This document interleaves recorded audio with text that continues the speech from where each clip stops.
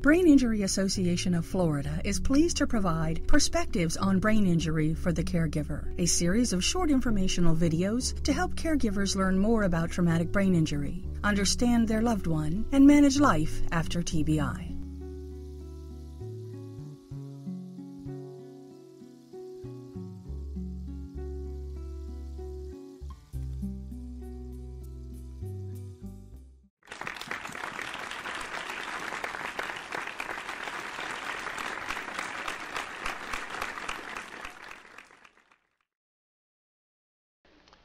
So, what do my frontal lobes do?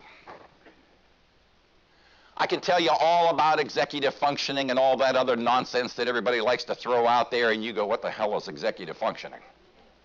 Oh, yes, he has a deficit in executive functions. Oh, really? I guess that means he'll never run IBM or something. Thank God, he's not doing that. He's trying to work as a police officer, and so, oh. Why can't he go back to work as a police officer? Judgment, some other things. Well, let's look at how those things develop. Executive functions, all those other terms, meaningless. Throw them out. Whatever some psychologist told you, just throw all that junk out the window. Remember this. Your frontal lobes help you handle multiple pieces of information at the same time. In fact, we make decisions based on how much information there is at hand. If we don't have all the information, you're not going to be able to make the decision. So let me give you an example. An election comes up, okay?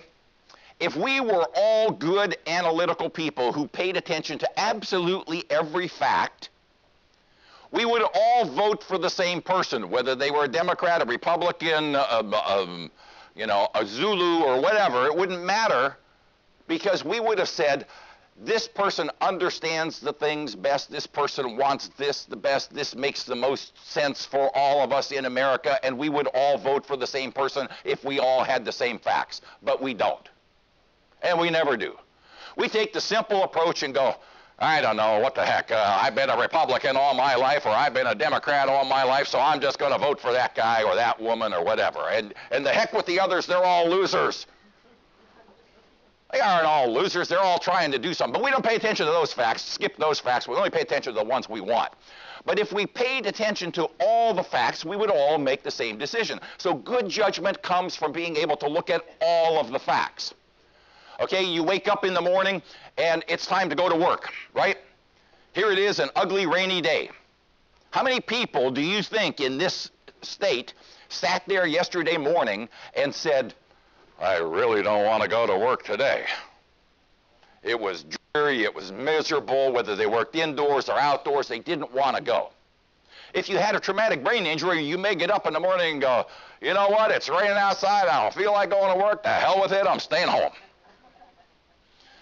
And you never thought about those other little facts, like you're on probation already because you did this 6 times before, you're going to lose your job, you need your job, blah, blah, blah, blah, blah, blah, blah.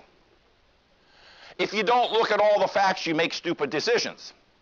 So it's the ability to handle multiple pieces of information at the same time that makes your frontal lobe sophisticated, and that's what helps us. As we get older, we can't remember as many pieces of information. If you ever work with anybody who's got Alzheimer's disease, their frontal lobes are deteriorating, and you watch them have difficulty making decisions. I take a lady out who's got dementia. I take her out to a restaurant regularly, and at first, it was give her 1 page of the menu. Then it was give her a choice between these 2 or 3 items. And then do you want A or do you want B? And then it was, how about that? Won't that taste good? And that we gradually lose the ability to handle multiple pieces of information. If I gave her that same menu today, she'd sit there and be overwhelmed at too many choices, too much information, overload, overload. We all hit overload. So the ability to handle multiple pieces of information is in your frontal lobes. The other thing that you probably didn't know about your brain, how many of you have your brains actively working right now? Good, good, yeah. Are they doing something? Actually, what they're doing, most of your brain works hard not to do anything. In fact, it works hard to keep the rest of your brain from doing something. It works to inhibit the other brain cells. But there's a good reason for that. We would be all over the map if we didn't have that inhibition.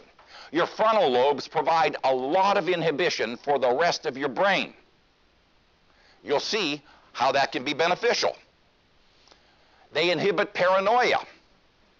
You go, wait a minute, you know, he just became paranoid. No, let me just tell you something. We are all animals, and we are all paranoid because it keeps us alive.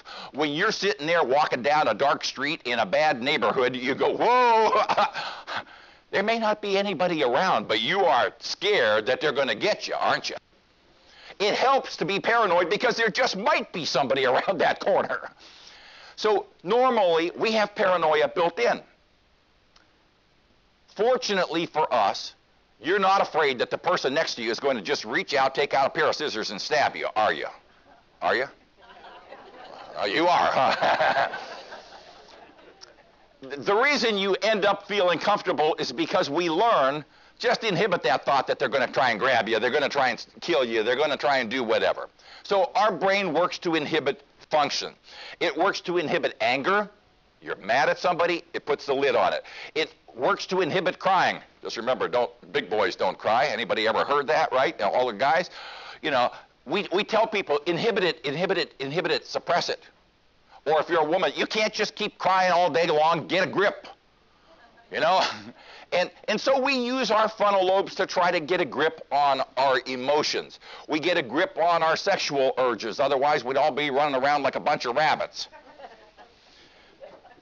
Our frontal lobes provide good judgment, and they do it by letting us see the bigger picture and then making good decisions.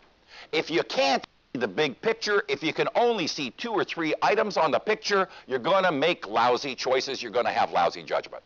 So it all comes down to handling multiple pieces of information at the same time.